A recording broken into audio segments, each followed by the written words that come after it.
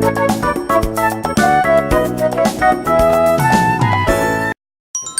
안녕하세요. 저기 두 번째 발표를 하게 될 슈어소프트의 배현섭입니다. 너무 많은 분들이 오셔가지고 막 서 계시는 분도 있고 뭔가 발표를 엄청 잘해야 될 것 같다는 그런 압박을 받게 되네요. 네.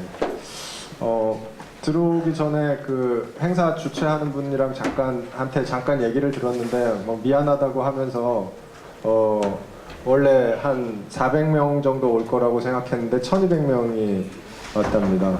그래서 저는 뭐 당연히 제 강의 때문에 그런 게 아닐까라고 생각하고 더 잘해야겠구나 라고 생각하고 있습니다. 이렇게 많은 분들이 오셔가지고 막 서 계신 분도 있고 그런데 제가 저한테 주어진 40분을 더 알차게 효과적으로 쓰기 위해서 뭐 한 가지만 좀 질문을 하려고 합니다. 저 좀 도와주세요. 네. 왜 이렇게 많은 사람이 왔을까? 여기 지금 타이틀이 소프트웨어 퀄리티 인사이트하고 4차 산업혁명입니다. 그래서 객관식으로 보면 소프트웨어라는 타이틀 때문에 이렇게 많이 오셨나, 퀄리티 때문에 많이 오셨나, 인사이트 때문에 많이 오신 건가, 4차 산업혁명 때문에 많이 오신 건가, 아니면 뭐 경품 때문에 많이 한 오지선다가 있을 것 같아요. 근데 5번은 뭐 제가 굳이 물어보진 않겠습니다. 1, 2, 3, 4번으로 하면 소프트웨어 때문에 오신 분이 있고 퀄리티라는 단어 때문에 오신 분이 있고 인사이트 혹은 4차 산업혁명 그것 때문에 오신 분들이 어딘가에 끌려가지고 오셨을 것 같아요. 여러분들이. 그래서 1번, 2번, 3번, 4번 해가지고 본인이 어디 끌려갖고 오셨는지 좀 손들어서 좀 알려줘 보세요. 그럼 제가 제 강의를 꼭 이 페이지에 연연하지 않고 거기다가 좀 포커스를 맞춰갖고 해보려고 합니다. 1번 소프트웨어에 제일 끌리신 분요. 네. 그 다음에 2번 퀄리티에 제일 끌리신 분요. 오, 네. 3번 인사이트에 제일 끌리신 분. 네. 4번 4차 산업혁명에 제일 끌리신 분. 네. 제 생각과는 굉장히 다르네요. 저는 4차 산업혁명이나 인사이트 이런 단어에 되게 끌려갖고 오셨을 줄 알았는데 퀄리티라는 단어가 압도적으로 많으신 것 같아요. 그러면 뭐 그냥 원래 준비한 자료로 해야 될 것 같아요. 저는 소프트웨어 테스팅이라고 하는 분야에서 창업해가지고 한 15년째 일하고 있습니다. 슈어소프트라는 회사에서 일하고 있고요. 이번 행사 제목이 4차 산업혁명과 소프트웨어 퀄리티, 뭐 소프트웨어 공학 이런 거여가지고 평소에 쓰던 자료에서 조금 바꿔가지고 뭐가 4차 산업혁명이랑 소프트웨어 퀄리티랑 상관이 있을까 하는 것들을 좀 저도 나름대로 정리해보고 생각하는 그런 계기가 됐습니다. 아래층에서 뭐 4차 산업혁명이 뭔지 막 열심히 데피니션을 하고 있던데 저는 뭐 4차 산업혁명은 이게 끝나봐야 완벽한 데피니션이 나온다고 생각합니다. 산업혁명이 진행되는 동안에는 우리가 지금 어떤 혁명을 지나고 있는지 사실 아무도 모르죠. 이게 지나고 나면 이제 그게 4차 산업혁명이었구나 라고 완벽한 데피니션이 나올 텐데 어쨌든 지금 많은 사람들이 얘기하는 4차 산업혁명은 모든 것들이 이렇게 커넥티드 될 거다. 그리고 커넥티드 돼서 컨트롤 될 거고 플렉서블해질 거고 뭐 그 밑바탕에 IoT 기술 같은 게 쓰일 거고 뭐 빅데이터라든가 심지어 AI라든가 이런 것들이 많이 쓰일 거다라고 생각하고요. 그래서 스마트 팩토리 얘기도 많이 나오는 것 같습니다. 저는 이런 거 이제 다 다른 사람들이 생각하는 4차 산업혁명에 대한 얘기고 소프트웨어 하는 사람 입장에서 특히 소프트웨어 테스팅 하는 사람 입장에서 4차 산업혁명이 우리한테 줄 충격은 뭐라고 생각하냐면 이제 세상 모든 것들이 다 소프트웨어에 의해서 컨트롤 되는구나. 그게 저는 가장 저희한테 줄 충격이라고 생각합니다. 제가 처음부터 와 계셨던 분은 아실 텐데 아까 첫 번째 세션에서 외국인 분한테 잘 안 되는 영어로 이제 물어본 게 도대체 어떻게 생각하고 있는지. 테슬라 모델 S가 며칠 전에 사고를 냈죠. 그래서 운전자가 죽었습니다. 그냥 일반적으로 뭐 기존에는 자동차에 소프트웨어 많이 들어갑니다 라고 알았던 게, 이제 자동차가 소프트웨어에 의해서 운전이 되다가 뭔가 판단착오를 내려가지고 사람이 죽기도 하는구나 라는 이제 그런 충격이 온 거죠.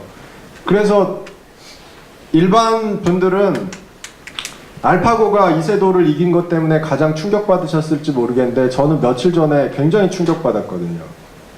소프트웨어가 저렇게 지 맘대로 이제 자동차를 컨트롤하다가 뭔가 삐끗하면 사람이 죽을 수도 있구나.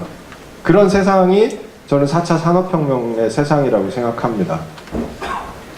그래서 그 또 첫 번째 질문하신 분이, 아까 첫 번째 질문하신 분이 그랬죠. 어디 심리학과셨나요? 그게 꼭 좋은 거냐, 그 혁명이 좋은 거냐라고 질문하셨는데, 저도 그 질문에 되게 공감해요.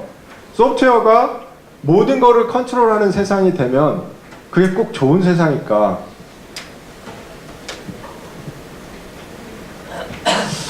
그렇지만 어쨌든 저희는 이제 그런 세상에 살 수밖에 없게 됐습니다. 그래서 정말 소프트웨어가 모든 걸 컨트롤한다는 게 무슨 말이냐? 제가 15년 동안 이 소프트웨어 테스팅, 퀄리티 분야에서 일하면서 겪은 일들입니다.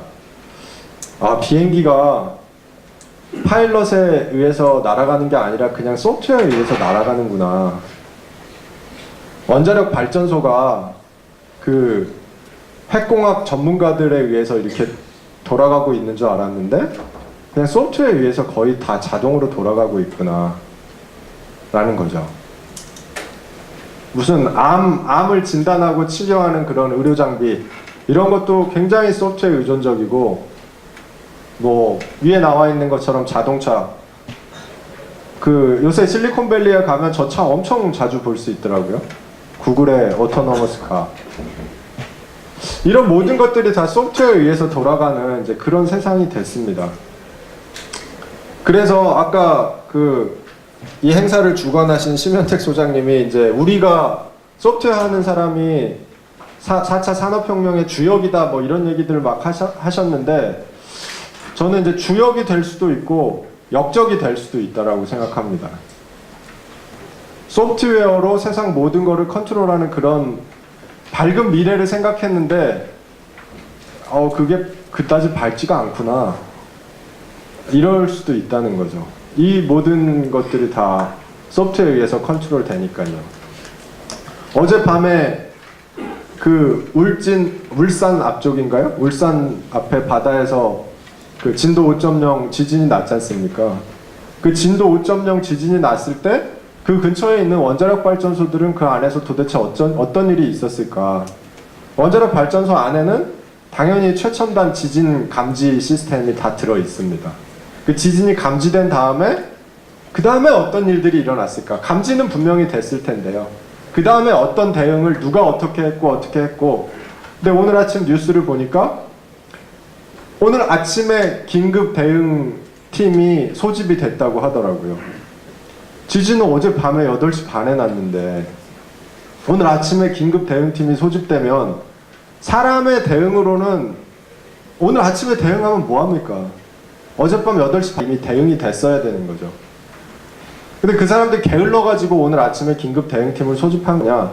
저는 그렇게 생각하지 않고, 거기 사람이 특별히 개입하지 않아도 긴급하게 대응하는 그런 소프트웨어 시스템이 이미 다 있으니까 사람은 오늘 아침에 모여서 우리도 뭐 하고 있다, 쇼를 하는 거죠. 쇼를 하는 겁니다. 어젯밤에 이미 체크할 건 다 체크되고 멈출 건 멈추고 가동시킬 건 가동시키고 다 한 겁니다. 우리나라 원자력 발전소 그렇게 허름하지는 않아요.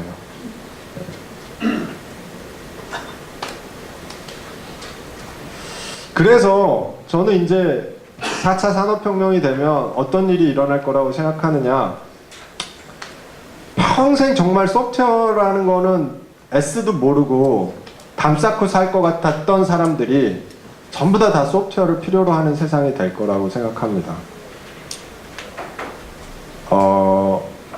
그 원자력 발전소 안에서 발전소를 구동시키고 있는 그 엔지니어들, 뭐 전공학과 같은 거 따져보면 물리학과 전공한 사람도 있고요, 토목 쪽 전공한 사람도 있고요, 핵공학과 전공한 사람도 있고 많은 사람들이 있지만 컴퓨터공학과 전공한 사람은 거의 없어요. 그러니까 평생 소프트웨어 이런 거랑은 별로 상관없을 거라고 생각했던 사람들인 거죠. 그 다음 뭐 항공기 이런데, 항공기도 그렇고 고속철도도 그렇고 이 모든 그 평생 소프트웨어랑은 담쌓고 살 것 같던 사람들이 이 4차 산업혁명 시대가 되면 이제 소프트웨어를 엄청나게 필요로 하게 될 거라고 그렇게 생각합니다. 그래서 지금 뭐 어디죠? 나이파의 소프트웨어 정책연구소인가? 소프트웨어 정책연구소 이런 데서는 막 주장해가지고 초등학생들부터 소프트웨어 가르쳐야 된다. 초등학생 소프트웨어 교육 이런 거 나오죠. 저는 절반은 찬성하고 절반은 반대하는데 소프트웨어 가르쳐야 됩니다. 근데 그러려면 뭐 한 과목 빼줘야 된다고 생각해요. 그냥 뭐 배우던 거 다 배우고 이것까지 더 배워라 하는 거는 너무 심한 거 아닙니까? 그 빼는 걸 못하는 거죠, 우리가. 그 한 과목을 빼려면 그 엄청난 또 반대가 있을 테니까. 아무튼 뭐 얘기가 곁으로 샜지만 어쨌든 이제 모든 국민들이 다 소프트웨어를 필요로 하는 그런 시대가 올 텐데 그 초등학생들이 커가지고 성인이 되려면 아직 20년은 더 기다려야 되고요. 지금 소프트웨어를 잘 모르는데 근데 필요로 하는 그런 엄청난 많은 사람들이 이제 4차 산업혁명 시대에 우리 주변에 있습니다. 그래서 저는 소프트웨어 공학이 뭐가 지금 당장 더 발전해야 되고 핵심 기술이라고 생각하냐면 첫 번째가 리ኳ어먼트 엔지니어링이라고 생각해요. 소프트웨어를 하는 저희가 겪고 있는 가장 큰 어려움이 저는 그거라고 생각하는데 알아서 잘 만들어줘 라고 했다가 만들어서 가져가면 이게 아니야. 이거 아니에요. 내가 원했던 건 이게 아니야. 넌 내 얘기를 어떻게 들은 거니? 이거죠. 그래서 소프트웨어를 모르는 사람과 우리 같은 소프트웨어를 잘 아는 사람 간에 그 어떻게 하면 리ኳ어먼트를 그 공감할 수 있을 것인가, 잘 디파인 할 수 있을 것인가 하는 리ኳ어먼트 엔지니어링이라고 생각하고요. 그 다음 두 번째로 또 중요한 게 억셉턴스 테스팅이라고 생각합니다.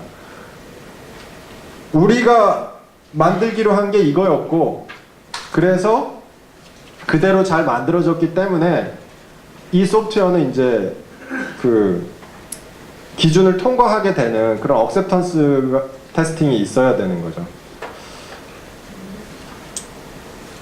그리고 마지막으로 적절한 이제 이런 소프트웨어를 만들려면 어느 정도의 비용을 지불해야 되는가 하는 그 코스트 산정하는 거. 이 세 개가 안 되니까 그 소프트웨어 뭐 개발하고 이런 사람들을 막 3D 작업이라고 막 이렇게 얘기하기도 하고 맨날 갑질 얘기 나오고 이런다고 생각합니다. 이런 부분들이 잘 돼야, 특히 세 번째가 잘 돼야 저는 소프트웨어 하는 사람들이 먹고 살기 좋은 그런 환경이 된다라고 생각하는데 어쨌든 제가 오늘 Requirement Engineering, Acceptance Testing, 그 다음에 코스트, 프로젝트 코스트 에스티메이션 하는 거 이 세 가지를 다 다룰 수는 없고 그 중에서 두 번째 항목에 대해서 잠깐 다루려고 합니다. 국내에서 손꼽히는 대기업들은 대부분 다 소프트웨어 기업이 아닙니다.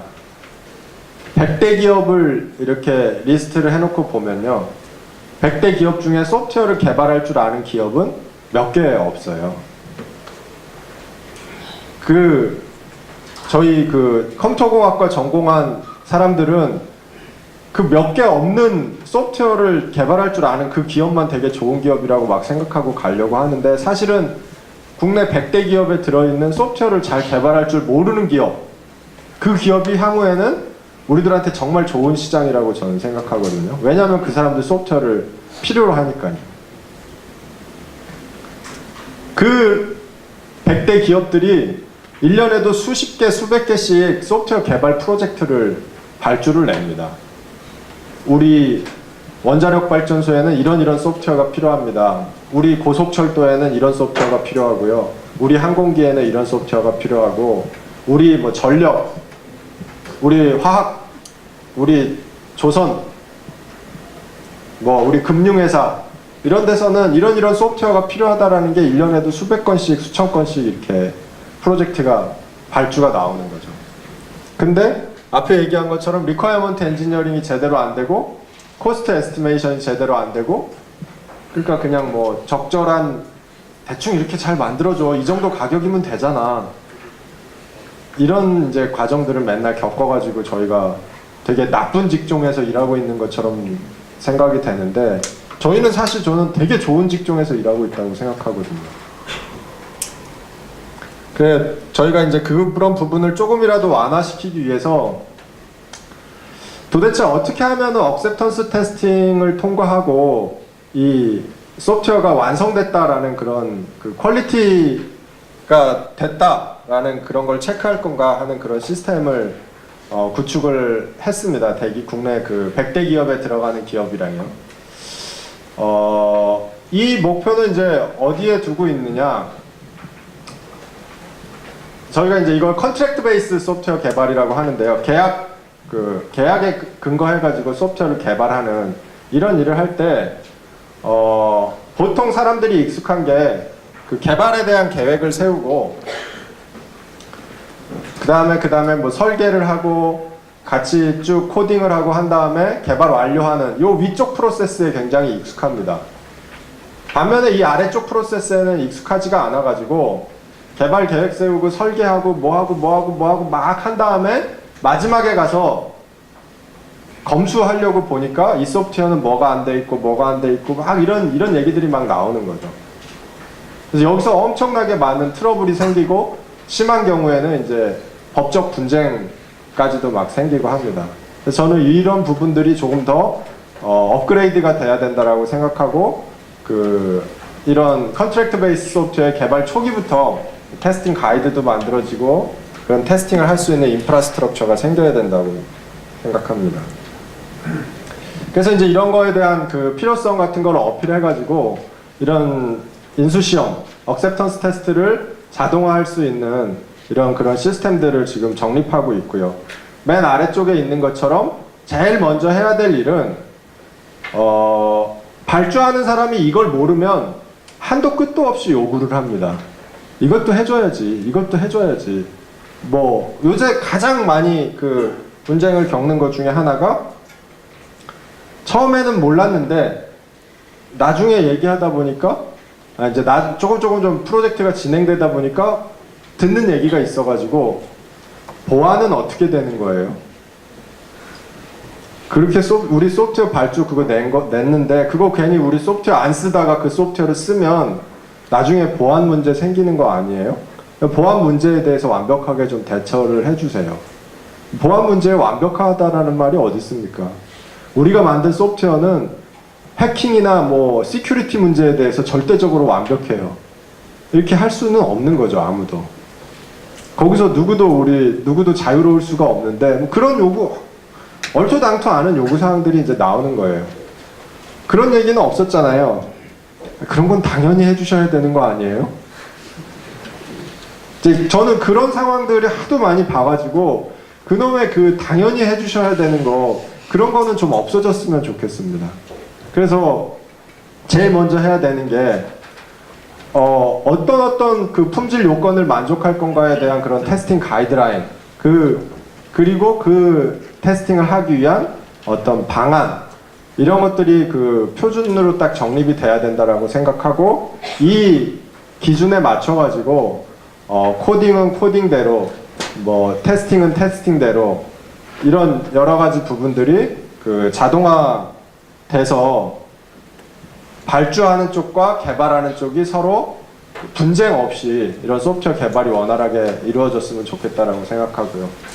그리고 기대 효과로는 이제 소프트웨어 그 개발의 품질이 좀 가시화되는 효과, 그리고 뭐 지속적으로 품질이 상향 평준화되는 이제 그런 효과를 노리고 이런 시스템을 구축을 하게 됩니다.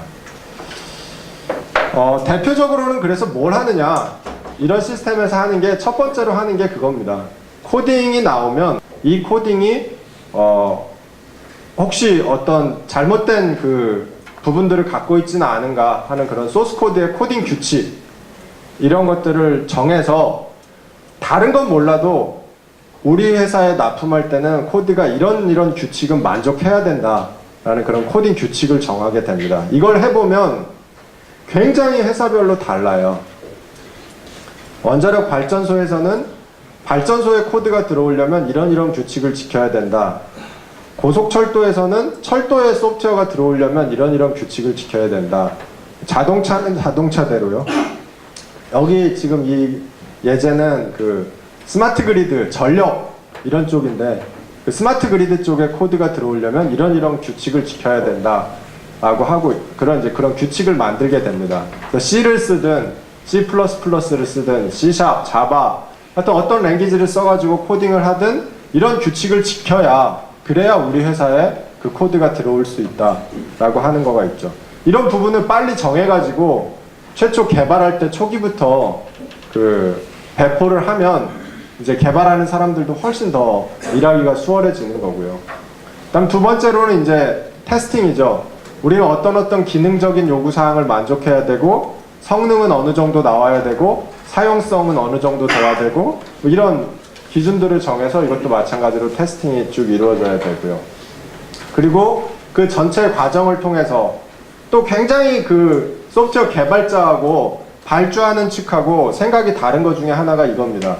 소프트웨어 개발자들은 저도 뭐 소프트웨어 개발 오래 해왔습니다만 어쨌든 소프트웨어 잘 만들어가지고 잘 돌아가게 주면 되는 거 아니에요? 라는 생각들을 다 마음속에 갖고 있어요. 근데 이 발주하는 사람들은 이번 주는 어디까지 됐고 다음 주는 어디까지 되고 이번 달에는 어디까지 되고 그 일정과 그 진도 관리에 엄청나게 많이 신경을 씁니다. 그래서 이제 그것도 지나치게 심하지 않게 그 일정과 진도에 어느 정도의 지금 품질이 달성되고 있는지에 대한 그런 지표 이런 것들을 만드는 거 이게 이제 그런 이 인수 시스템의 그런 큰 범위가 되겠습니다. 시스템 구성을 보면 여기서부터는 이제 소프트웨어 하시는 분들이 대부분 다 아는 얘기가 나오는데요. 제일 밑바탕에는 Continuous Integration 시스템이 깔려 있습니다. 그래서 이것도 좀 사실은 의외인데 발주하는 측에서는 가만히 있다가 맨 마지막에 소프트웨어가 다 개발되고 나면 이제 잘 돌아가는 소프트웨어만 납품받으면 장땡이다 이렇게 생각할 것 같지만 사실은 그렇지가 않아요.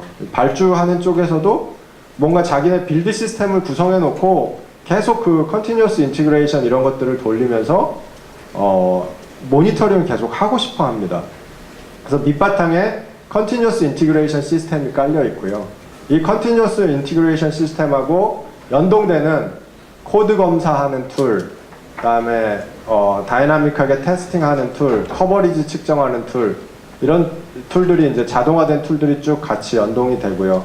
당연히 소스 코드 형상 관리하는 뭐 SVN이라든가 이런 것들이 있습니다. 그래서 밑에 이런 시스템이 쭉 돌아가면 여기서 굉장히 많은 그 정보들을 뽑아 올릴 수가 있습니다. 뭐 빅데이터까지는 아니어도 소프트웨어 품질에 대한 다양한 정보들을 뽑아 올려서 품질 모니터링 시스템을 만들고 그 품질을 이제 지표화하는 인덱스를 만드는 그런 시스템이 위에 있습니다. 그래서 전체적으로는 Continuous Integration 시스템, 그다음 시험 검증 자동화 툴들, 그리고 품질 지표를 만들고 통계를 내는 웹 이런 이제 세 가지 시스템으로 구성된다고 보시면 되고요. 네, 이건 좀 넘어가도록 하겠습니다. 그래서 이제 워크플로우를 보면 기업에서 어떤 소프트웨어 프로젝트가 발주가 되면 그 모든 프로젝트들은 이제 프로젝트 매니지먼트 시스템이라고 하는 PMS에다가 다 등록이 되고 그 PMS에 등록된 소프트웨어들이 그 개발이 진행됨에 따라서 소프트웨어가 계속 그 형상관리 도구에 커밋이 일어나고 그게 컨티뉴어스 인티그레이션 툴에 의해서 빌드가 되고 그 다음에 체크하고 시험하는 일들이 쭉 일어나고요. 그 체크한 시험 결과들이 이 지표 관리 시스템, 품질 지표 관리 시스템에 계속 누적되면 이제 결국은 발주사는 이거를 주로 보게 되는 거죠. 이번 달에 빌드 현황이라든가 품질 관리는 어떻게 되고 있고 뭐 다 이번 주에 그 에러는 몇 개 나와가지고 디버깅은 몇 개가 이루어졌고 하는 이제 이런 것들을 WQMS 쪽에서 보게 됩니다. 네, 전체적인 그 뭐 시스템 구성에 대해서 잠깐 말씀드렸는데 실제 이제 운영 사례를 보시면 소프트웨어적인 구성은 아까 말씀드린 것처럼 Continuous Integration System, Project Management System, 그 웹 기반의 이제 품질 관리 시스템 이런 시스템들이 DB로 연동되는 구조를 갖고 있고요. 실제 이제 그 프로젝트 화면은 이제 이렇게 됩니다. 어떤 프로젝트가 현재 품질 지표로 따지면 몇 점? 50점이다. 좀 미흡한 상태다. 근데 뭐가 미흡하냐? 그 품질 코딩 자체가 지금 우리가 규정한 코딩 규칙들을 잘 안 지키고 있는 게 어느 정도 있고 테스팅을 했을 때 실패가 나는 테스트 케이스가 몇 이런 부분들을 이렇게 쭉 보게 되는 화면이 되고요.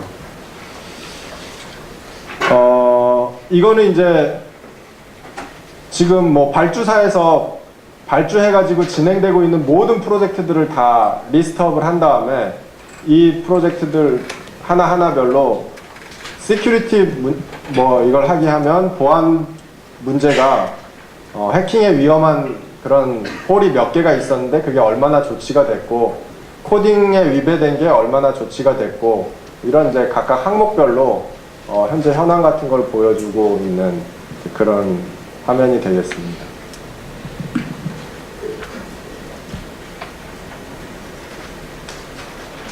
이거는 이제 하나의 프로젝트를 딱 선택하면 주기별로 뭐 주 단위로 혹은 그 프로토타입 뭐 이렇게 라이프 사이클별로 현재 품질 지표가 어디까지 올라와 있고 여기 이제 85점이라고 나와 있는데 한 달 전에는 얼마였고 하는 이제 그런 주기별로 이렇게 프로젝트별 품질 이력을 관리하는 그런 화면이 되겠고요.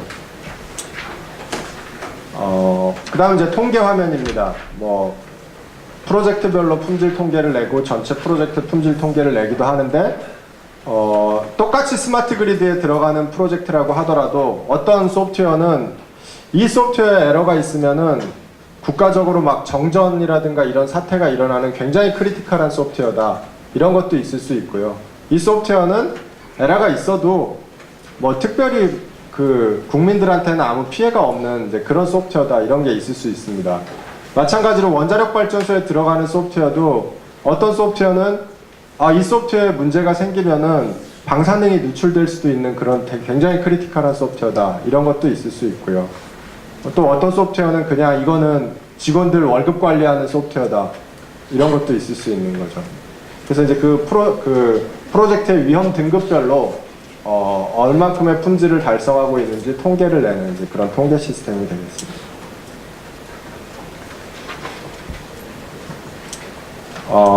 또 이제 그 발주자들이 제일 좋아하는 그런 화면 중에 하나죠. 그래서 시험 다 하고 품질까지 다 내면 그 결과 보고서를 자동으로 좀 만들어야 된다. 그 결과 보고서는 이제 국제 표준에서 원하는 수준의 그런 결과 보고서를 만들어내는 이제 그런 화면이 되겠습니다. 그리고 이제 그 개발하는 사람들을 위한 그런 저희가 되겠는데 이렇게 그 품질을 표준화해가지고 테스팅하고 검증하는 걸 표준화해가지고 모든 프로젝트에 일괄적으로 적용하겠다 하면은 항상 이제 죽어나는 프로젝트가 생깁니다. 우리 프로젝트는 그런 거 아닌데, 우리는 그렇게까지 할 필요 없는데 이런 것들이 생기죠. 그래서 이제 항상 그 인술 시험에 대해서 예외 처리할 수 있는 예외 사유를 입력하고 우리 프로젝트는 이런 거 안 지켜도 된다. 이제 그런 걸 처리할 수 있는 그런 그 화면이 되겠습니다. 네, 전체적으로 그냥 그 제가 실제 운용 사례라든가 효과는 간략간략하게 넘어갔고요.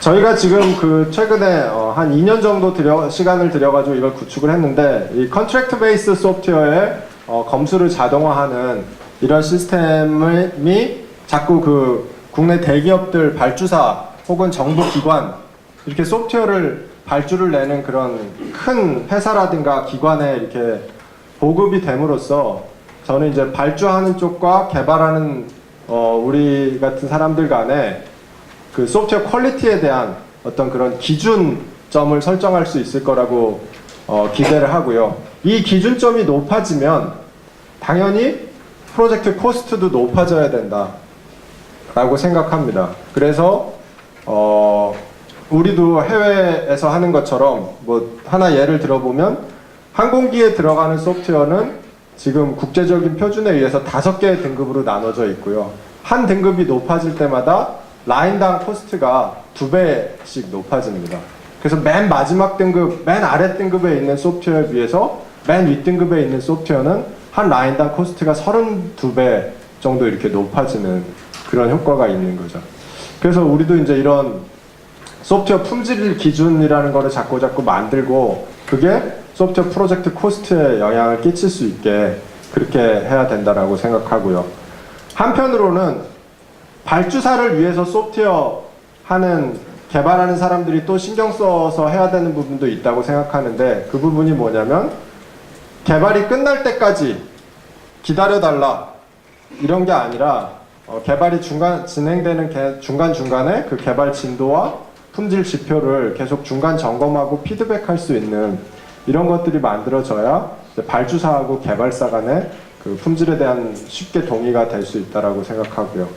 그다음에 수치가 역시 가시화될 수 있어야 되고 또 이런 검수가 사람 손에 의해서 이루어지는 것보다 자동화됨으로써 훨씬 이제 효율화될 수 있다라고 생각합니다.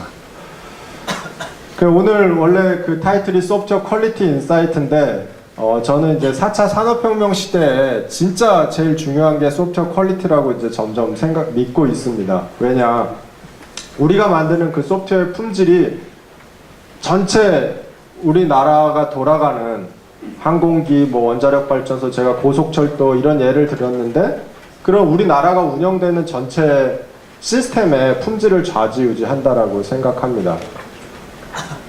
그래서 소프트웨어가 에브리띵을 다 컨트롤하는 그런 세상이 지금 4차 산업혁명을 통해서 오고 있고 거기에 저희 소프트웨어 퀄리티를 책임지는 사람들이 가장 핵심적인 역할을 하게 될 거다라고 생각하고 있습니다. 예, 제가 주어진 시간은 거의 다 쓴 것 같은데요. 제 발표는 일단 여기까지 마치고 혹시 저한테 질문하실 거 있으면